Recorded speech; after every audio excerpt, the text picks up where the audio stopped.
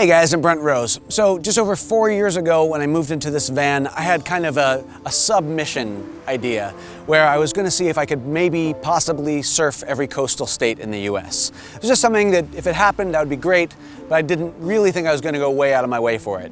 But of course, like all things, I went way down the rabbit hole. For every state I surfed, I had a GoPro with me on the nose of my surfboard, and I just thought I'd do a quick compilation and kind of talk you through the different waves since I'm doing a story about it for Outside Magazine.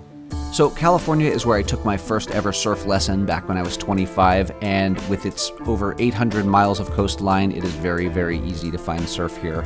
It's also where my road trip started, so it's the first place on the list. And then, of course, there's the birthplace of surfing, Hawaii. I had a work trip to Oahu right before I got on the road, and I managed to surf the South Shore and the notorious North Shore.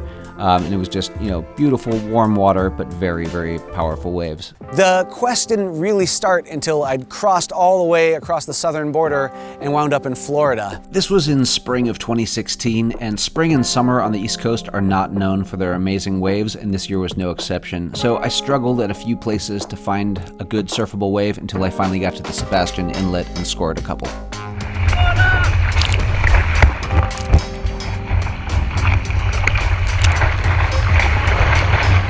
Up next was Georgia, where I was trying to catch the tail end of the same swell I had in Florida, so I only made it as far as Jekyll Island, which is beautiful with all these trees, but the waves were puny and they were the color of Nestle Quick. Or, as I said at the time, some brown ass water.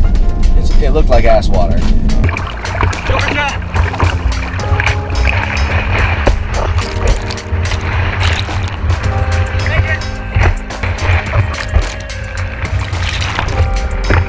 Yuck, I got a really nasty sinus infection right after that, but Counting it. Beggars can't be choosers. Up next was South Carolina, which again wasn't pretty, really small waves, but I managed to find a few on the Isle of Palms.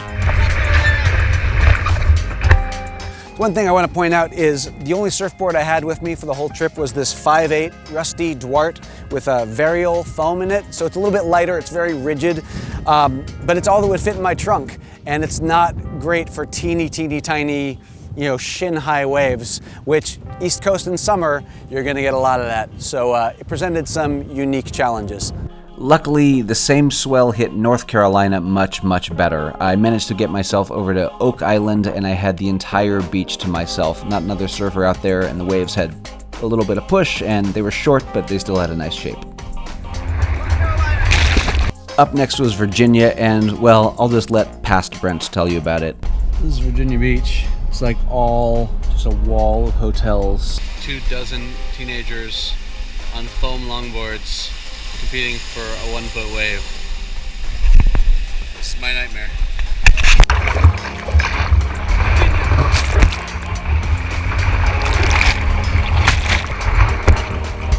Yeah, so all of it was really pretty terrible. I also saw 2 middle-aged men try to beat each other up over 1-foot waves, so that was awesome. Next up was Maryland, which was really cold and windy, and the waves were pitching hard and in really shallow water. So it was pretty sketchy, and I came away with a few bumps and bruises.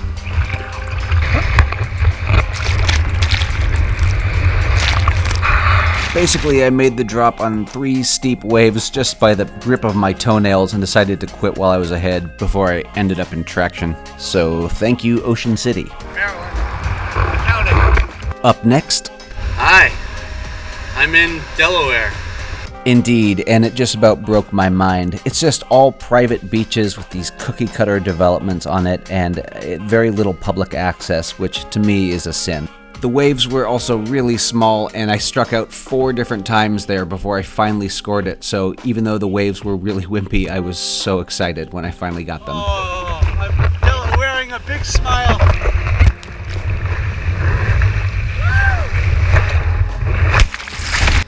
Finally got it. Very happy. Up next was New York, and I actually used to live in the city, and I really learned to surf at Rockaway and Long Beach. But this trip, I drove out to Montauk with some friends and absolutely scored. It was a little chilly and rainy, so there was literally nobody else out in the lineup, and it was just a magical day, and I got the best waves of my entire East Coast adventure.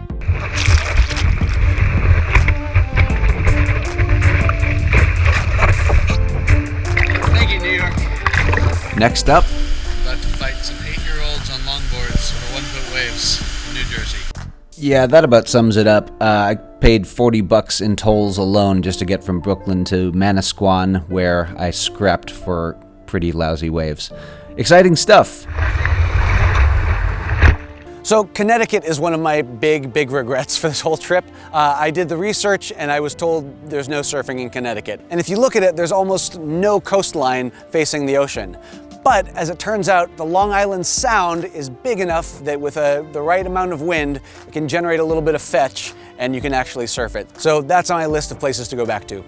After New York, I made my way to Narragansett, Rhode Island, which was such a beautiful little town. And I know it can get really good waves in the fall, but this was a small summer day. I still had a great time though. Really friendly lineup.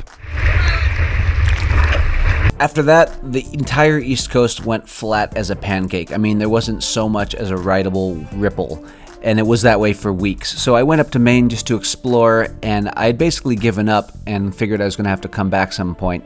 But 3 days before I was going to leave the East Coast, a little teeny tiny swell showed up on the forecast, and so I went for it. I struck out at a couple of beaches, but finally made my way to Wells Beach in Maine, and it wasn't pretty, but it counts, damn it. The next day, the swell was fading, and I had to get to Boston that night, which meant that I had 1 day to get my final 2 states on the East Coast, and the waves were minimal at best.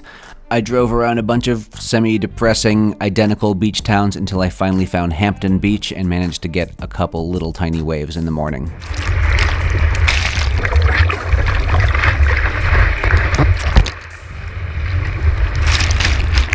Massachusetts proved to be the most difficult state to surf on the East Coast. I knew there was still swell in the water somewhere, but it just wasn't showing up at any of the beaches. And finally, I remembered this fisherman had told me that there was an island a quarter mile or a half mile off the coast that you could paddle to, and maybe there would sometimes be a wave on the other side. And I only had a couple hours left, so I just went for it. There's a tiny little wave right there. I think I can ride it.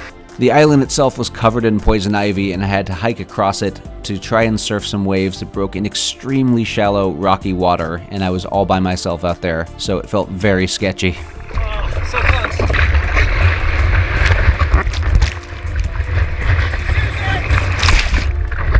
I think that counts. Just barely. That could have been bad. Massachusetts.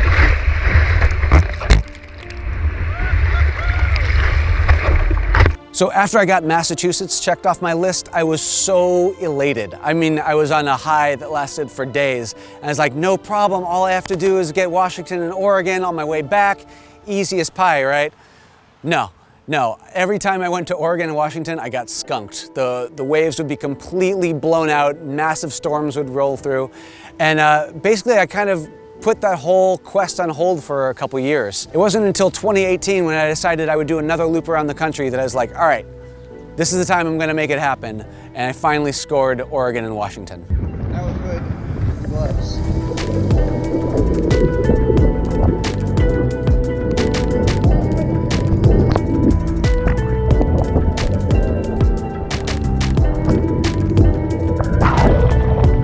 Washington was more of the same, absolutely frigid water, and most of the spots were blown out, but we finally found some rideable waves at West Haven State Beach. This is the Washington warm-up dance.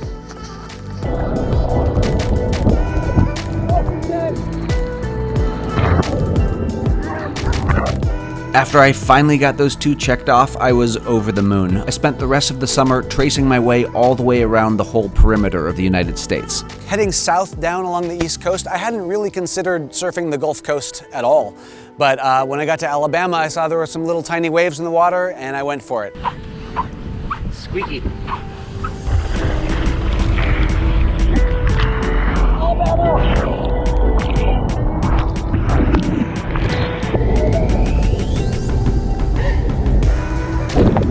Again, this is where research just totally failed me. Unfortunately, I had no idea that you could surf Mississippi and Louisiana.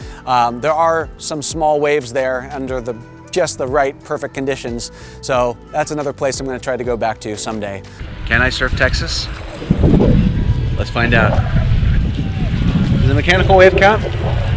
So I went to the Inland Surf Park outside of Austin, Texas, and I actually found it way more difficult on that tiny board than I expected. I did manage to get one wave on this board, so the camera was on it, but then I switched to a longer board and it didn't have a GoPro mount, unfortunately. It was really fun though, but next time maybe Kelly Slater will let me try his surf ranch. Flash forward to the summer of 2019, and it's time to finally go to Alaska. It's something I've been talking about doing every year of this trip, and finally I just pulled the ripcord and went and did it. Unfortunately, as it turns out, very few of the surf spots in Alaska are road accessible, and because I was doing it kind of last minute, I didn't have a chance to get my van onto a ferry, which also would have cost thousands of dollars. But I did make it work. My crowning achievement of this whole thing was talking my way onto a boat called the Milo that went way, way out into the Shumagon Islands, way out in the Aleutians. And it was one of the most incredible experiences of my entire life. It took us several days of just pedal to the metal to get out there. And when we got out there, it was just me and the captain, Mike McCune, surfing these perfect peeling reef breaks with absolutely nobody around. Not another surfer in the water for hundreds, maybe thousands of miles. It was a really, really special experience.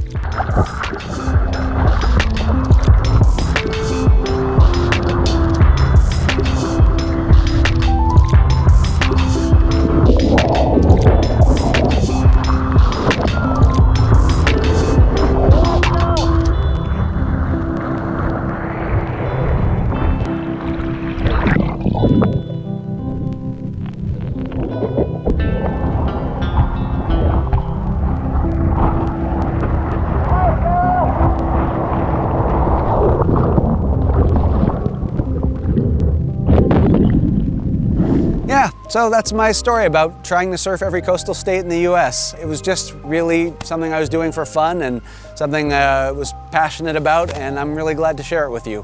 One thing, credit where it's due, I really want to give props to a guy named Ben Gravy, who's a surfer on YouTube. He surfed not just every coastal state in the US, but all 50 states. It took him like 3 years, and not only is that like a way more impressive achievement, he's also just a much, much better professional surfer. So I encourage you to watch his video if you want to see something truly incredible. I still want to go back for Connecticut, Mississippi, and Louisiana. And you know, I'd actually really like to hit the Great Lakes too. It'd be cool to do Michigan and those other guys up there. But for now, this is where it sits. So thank you for watching.